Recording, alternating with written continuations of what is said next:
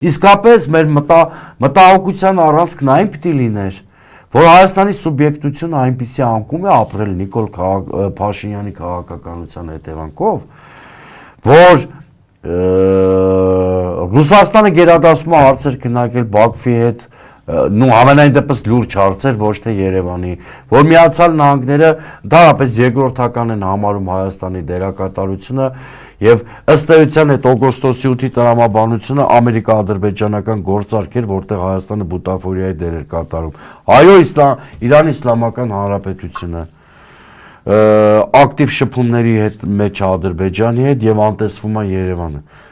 Այսինքն, Ժորժ ջան, չեք հասկանում, որ ինչ-որ բան մեր պետության հետ այն չի։ Հիմա եթե ես մտահոգիչ բարձրաձայնել եմ ուղղություններից մեկում արկա խնդիրները, կարամ ժամերով խոսեմ նաև Իրանի ուղղությամբ հայկական դիվանագիտության անլրջության մասին։ Կարող եմ ժամերով խոսել նաև հայ-ռուսական հարաբերություններում արկա ճգնաժամի մասին։ Կամ մեզ անլուրջ են համարում,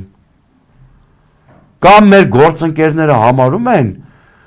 այս դեպքում արևմտյան, որ Հայաստանը վերածվում է իրաց պլազդարմի, ֆորպոստի եւ առանձնապես քննարկելու բան չկա Հայաստանի հետ։ Հիմա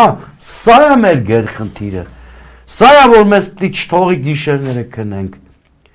սա է որ պիտի դառնա մտահոգության թեմա, ոչ թե այն որ Սուրեն Սուրենյանցը կամ որևէ մեկը Պոլ Գոբլի հարցազրույցի մտահոգիչ շեշտադրումների մասին բարձրաձայնում է։